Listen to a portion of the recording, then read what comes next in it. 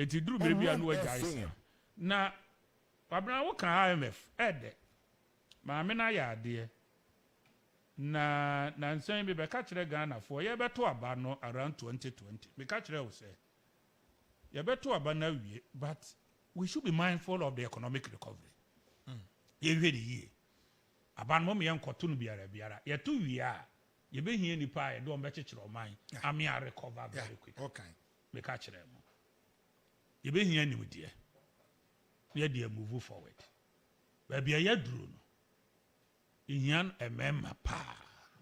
So because MPP for men, I say yes, MPP for. The being here Ghana for more. Near Koyanim. They are not NDC, I bet that die. One, the biggest ever debt forgiveness in the history of this country appeared 2 times. J.A. 4 times, and a President Akufo-Addo time, and the BCA. The first one, na ye Buzia town, to forcing anko kano. No one so all no kose eka. Semre Buzia professor, ye frep no Harold Wilson, on na ye prime minister, ewa Britain. Into obeto Ghana kano. Na Ghana akaye foreign reserve of 5 days. Na Ghana aboto, na Buzia eteki over. Yes. And wakobo Richard Nixon.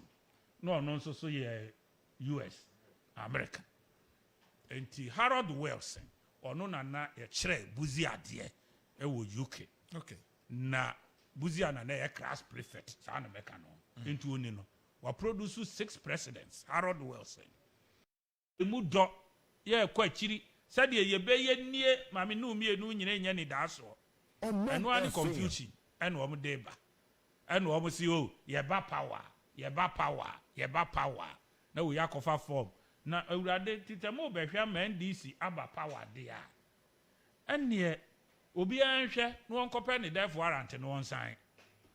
Ento won fentwen. San DC ba dia, mudi bu free agents no be ko hefa. We dia edi bone no de beto no. Upo kraman ye kunu anu ato ne dimbone. Papa ye so akraman so say free education ye dim. Dia then a free SHS buy no na nkra na run shift because omunya baabi na na mo betena ho kan no Ghana for maburu no a mamu ma nya this MPP kake o mo ma yenhwe o mo mienu yenfo mo nto asenua so wahu na yenwe o mo ne yenhwe de ye ma Ghana enya wo te media minim NDC ni bi oba menya bi adinti no chinchina achi a NDC da bi ye mo brasa we anti Ghana nyina abo na wo fa Ghana sika nyina wo de betena hin why na uko this kan kura de akere no wo de be what has ye mo brasa wo dwen wo ho na wo ho na wa dwen no what tiesi o man mu ni nyina se se menya sika Ghana sika nyina bedi mi ho na wa anhwene se obesto stay ni Ghana wo sika no de nothing nothing. Endi omo bae betwitwa ye ntro bebre papa ibaye wode nhihye ya ba enti sesi ano kofo time wode JHS junior high edi ba free no 2016 2017 ye benya from 2000 no 2017 ye benya senior high so free. And this MPP na to aso abepim ka sa brain ka do university so I tell you.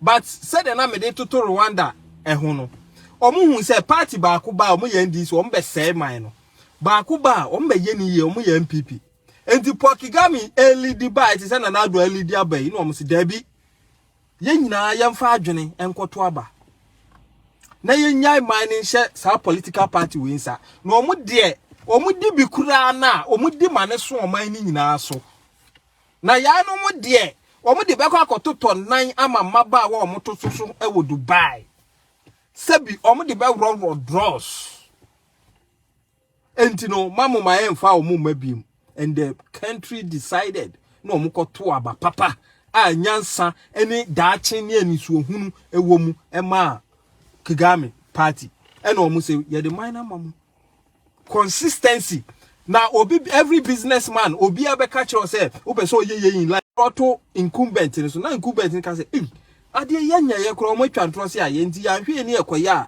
ye ho be kire na omo so yire omo ho in as much as me, I don't endorse that you know sa na omo tie obeye ne den de so wa no o se chi nya ofe kro ahwa na otafre na yamma Ghana entimi enkorenim the time say Ghana youth must rise must rise for patriotism ye hwe nipa wo ye boama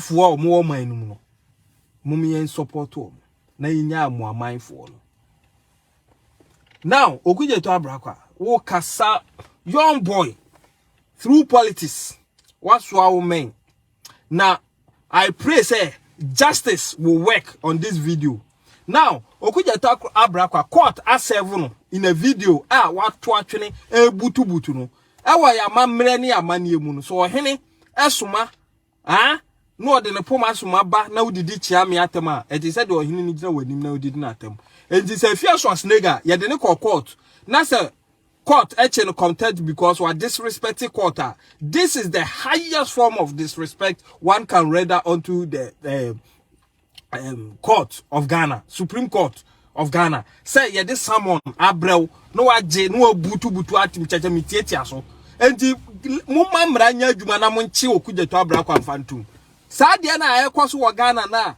ekoso politician mu dia emra twem no ma omabubu mra na pre afia so asnega so ye nipa ti free mi akrante empanyifo sese wo hu Kusi katua eni afiri wa akrante nam na wo sa atam de akwa Ghana youth you see enkokora ne de Ghana maburu omabo mo bra wi o in fact me ne wo mienu ena Ghana edu amaye na ye mamu ena omo ye Ghana dachi what legacy are you living behind dia na wo di ja uba se Ghana ni de wo so wo de bua ama Ghana ni now yaba MPP aba wa wujitum sense ya papa yi ba ye wode atodwa ubanko school free ye hyase emanfo kasetia na enye na ye kan ade bia broni free bibi tutin problem wo sekura no se bia akura sen fifia bo se janity paye ni ho peja na ye ne ya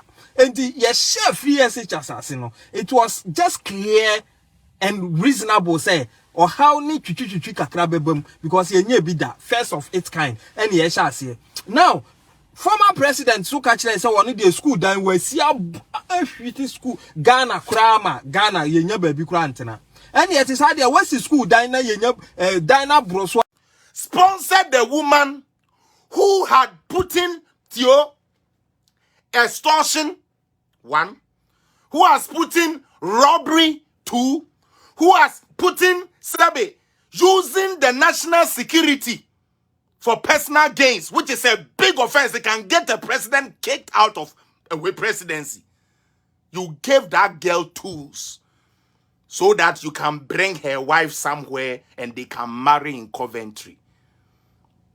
You thought you were doing that so that NDC UK will say, oh, Marie, let me tell you, NDC UK only used you. Today, let me tell you the truth. The same thing you feel like you have been used, they used you. And I warned you, Marie. I warned you, say, sad dancing crania, wecha. Now, sorry, I wouldn't to my boy, now, Tia Ghana, phone call, I say, young Quabontin, young Coquam, because Mahaman, we know, Marie Chenier. Now, Brebeba. Make us say Marie Chenier, now, Brebeba. And then the Wawa bet now, okay. Said the Ufri MPP mean to bebe MPP. I'm sorry. They say Equia don't go here women organizer koho. Utie. Uncha we touch remen to ton ye. Na uya waka chere say ya maudi adebeka samari ya nyanesa. Ne